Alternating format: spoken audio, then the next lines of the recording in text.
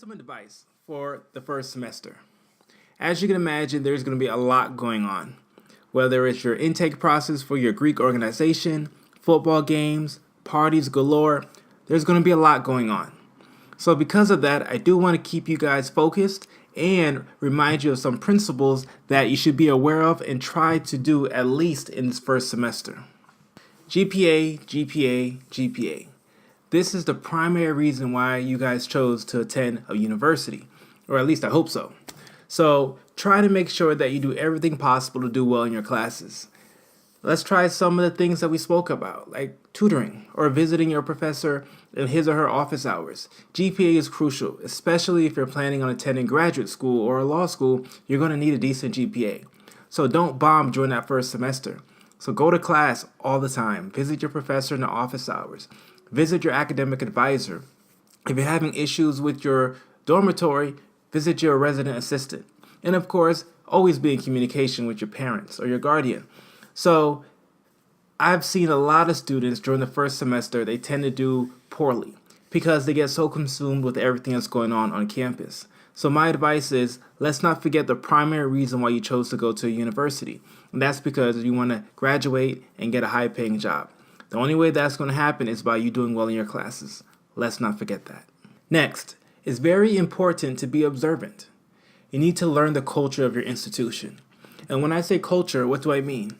I mean, where do people hang out on campus? For the science majors, generally, where do they study? What about spring break? For your institution, do people go over here for spring break, or do they go to this area for spring break? What about football? Is football a prominent sport on your campus? Or maybe it's basketball? These things are very important because you have to learn to get acclimated to your campus. And learning the culture is the best way to do so. Also, it's very important to find or identify the prominent people on campus, especially if you're planning on running for an SGA position.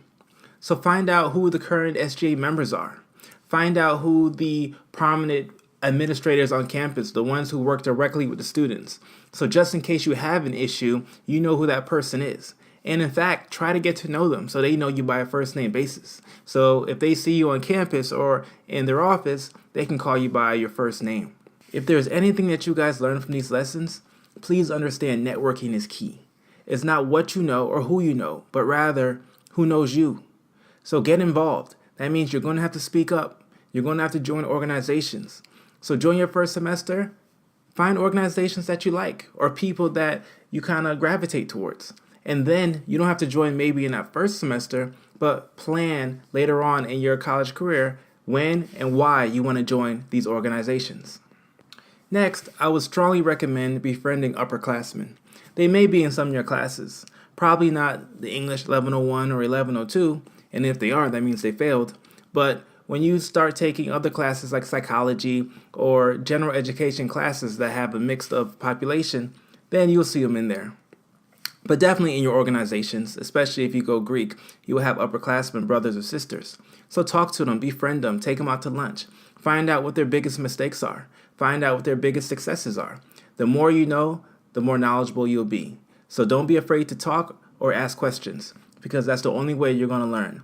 So find some upperclassmen that are doing well and get to know them and ask questions. This one is very important, guys. Please pay attention. You need to know how much money that you're taking out in debt. It's very easy to take out debt every semester, live life carefree for the next 4 years, and then when you graduate, you look at your balance and you're in astonishment because you're in the hole $40,000 or $50,000. That's a lot of money, especially if you're planning on going to graduate school or if you're starting a job at entry level. That is a lot of money to pay back. So please be mindful. Take only what you need.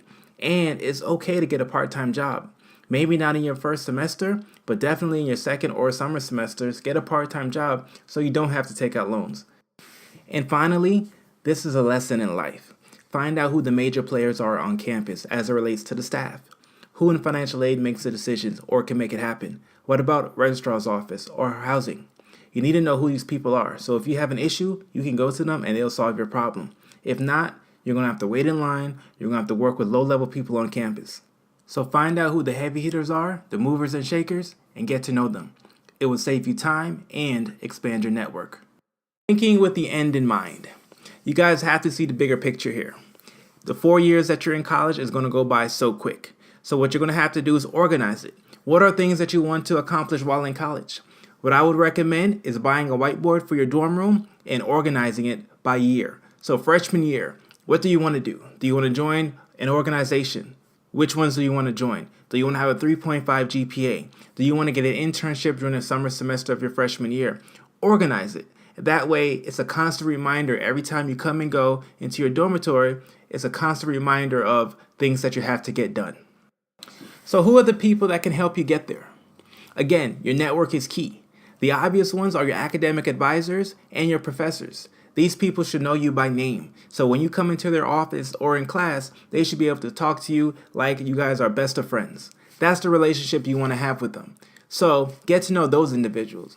But other than the classes, what else? What about organizations? If there's an organization that you want to join and there are key people that are very influential in getting people in that organization, you may need to get to know them. If you're thinking about going abroad, then same thing. Find out who that individual are. There are people on campus and they get paid to help students. However, you have to go and seek their assistance.